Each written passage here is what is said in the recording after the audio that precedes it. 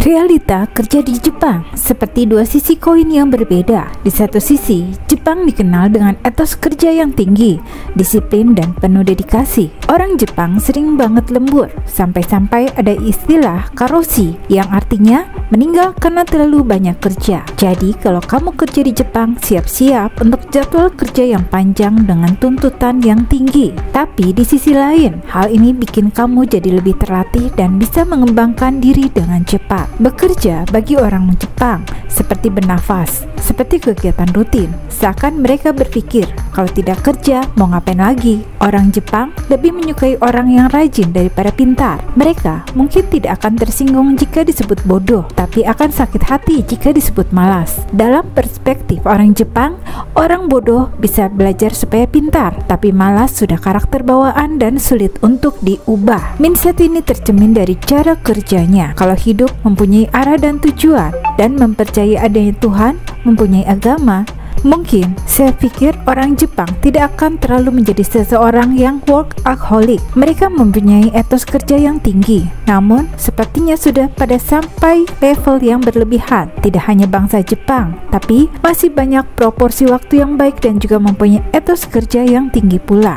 Ada beberapa faktor yang mempengaruhi kenapa masyarakat di Jepang memiliki etos kerja yang tinggi, yaitu budaya dan nilai tradisional. Budaya Jepang telah lama mendorong nilai-nilai seperti dedikasi, disiplin, kerja keras, dan tanggung jawab. Etos kerja yang tinggi ini tercermin dalam konsep seperti ganbaru atau berusaha keras, gaman atau menahan diri, dan kikyo, suyo atau loyalitas terhadap perusahaan. Lalu tekanan sosial. Ada tekanan sosial yang kuat di Jepang untuk menonjol dan mencapai kesuksesan dalam karir. Keberhasilan dalam pekerjaan seringkali dianggap sebagai tanda keberhasilan pribadi dan kehormatan bagi keluarga. Kemudian, ada struktur pekerjaan yang ketat. Banyak perusahaan di Jepang menerapkan struktur pekerjaan yang ketat, termasuk jam kerja yang panjang, budaya lembur yang kuat, dan harapan untuk bekerja keras demi kemajuan perusahaan. Selanjutnya, kompetisi di pasar kerja. Pasar kerja di Jepang sangat kompetitif, dan banyak orang merasa perlu untuk bekerja keras dan menunjukkan dedikasi agar bisa mempertahankan pekerjaan atau naik jabatan. Kemudian, budaya karoshi. Fenomena karoshi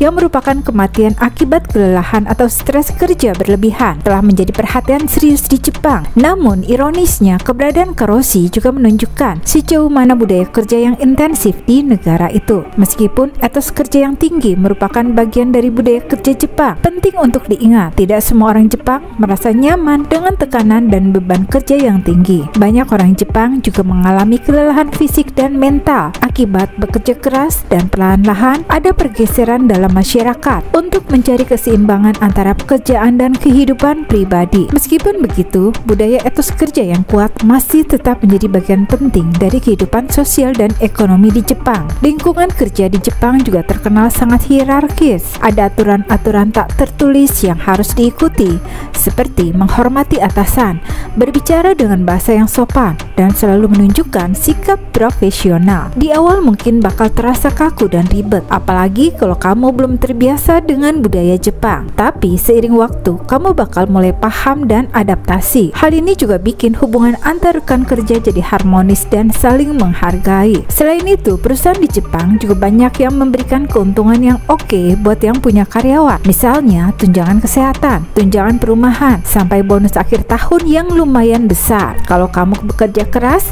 biasanya perusahaan tidak pelit buat ngasih reward. Tapi balik lagi, semua itu ada harganya, yaitu waktu dan tenaga yang kamu korbankan. Dan terakhir, salah satu hal yang paling menarik dari kerja di Jepang adalah kesempatan untuk belajar teknologi dan inovasi terbaru. Jepang terkenal sekali dengan kemajuan teknologinya. Jadi jika kamu kerja di bidang teknologi atau manufaktur, kamu bakal dapat banyak ilmu dan pengalaman berharga. Plus, kamu bisa merasakan tinggal di negara yang kaya budaya dan punya banyak tempat menarik untuk dieksplorasi di waktu luang. Jadi, meskipun kerja di Jepang itu berat, pengalaman dan kesempatan yang didapat juga sebanding. Tapi ada beberapa netizen berpendapat Jepang adalah tempat yang buruk untuk ditinggali. Jika Anda berasal dari negara normal dan Anda memiliki kehidupan yang normal, jangan lakukan hal itu karena gaji tidak lebih besar daripada Uni Eropa untuk peran yang sama. Gaji masuk teknik sekitar 200.000. Gaji rata-rata adalah 300 145.000 di Tokyo. Itu berarti 1.500 euro hingga 2.500 euro, sama seperti yang Anda dapat lakukan di Uni Eropa dengan senyuman. Kehidupan pribadi Anda akan menderita. Bagi orang asing, prospek perkembangan karir akan sangat rendah dan Anda akan tinggal di flat kecil yang dingin tanpa udara. Akan tetapi masuk akal untuk pindah ke sini jika Anda seorang profesional muda di industri tertentu seperti desain, IT, atau teknik sipil, karena Anda bisa belajar sesuatu dan keluar. Jepang punya budaya malu yang cukup tinggi. Ini membuat mereka berusaha untuk bernilai bagus di mata masyarakat. Penyesalan pun terkadang mereka tunjukkan dengan ekstrim, seperti memotong rambut hingga botak, mengundurkan diri, atau bahkan bunuh diri. Keterbatasan sumber daya mineral membuat masyarakat Jepang seakan tak punya pilihan selain bekerja keras dan melakukan yang terbaik. Mayoritas penduduk di Jepang pintar. Penduduk Jepang berada di peringkat pertama sebagai penduduk terpintar di dunia versi majalah Forbes di tahun 2019.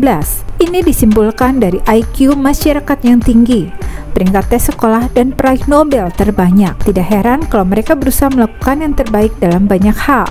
Lalu kenapa warga Jepang begitu giat bekerja sampai tidak mau diliburkan kerja? Budaya kerja keras Jepang muncul setelah kekalahan Jepang pada Perang Dunia Kedua. Di situ wilayah Jepang, penduduk sipil, pusat industri, pangkalan militer dibom habis-habisan oleh musuh. Pasca perang, Jepang diliputi kemiskinan, kelaparan, dan penyakit karena bom nuklir. Disitulah rakyatnya harus bekerja keras berkali-kali lipat dari sebelumnya. Budaya kerja yang taat aturan, tepat waktu, dan senioritas yang kuat membuat ekonomi Jepang pulih hampir 10% hanya dalam kurun waktu setahun. Lalu kenapa orang Jepang suka kerja lembur? Karena biaya hidup di Jepang cukup tinggi. Contohnya, harga apato, gas, air, dan listrik umumnya menghabiskan sekitar 50.000 hingga 65.000 yen per bulan. Karena tinggal di family room, ada keluarga juga.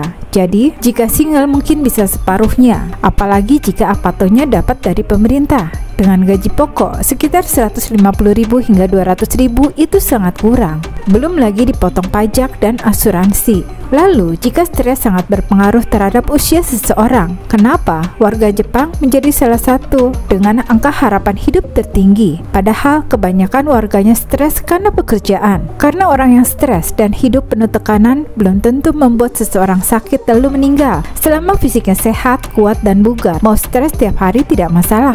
Yang mempengaruhi hanya kalau stres lalu bunuh diri. Kalau mereka masih suka makan bergizi dan badan bugar, mereka tetap bisa hidup sampai usia lanjut, kecuali orang itu memiliki penyakit fisik seperti darah tinggi atau jantung koroner. Jika dia stres, bisa gagal jantung dan meninggal.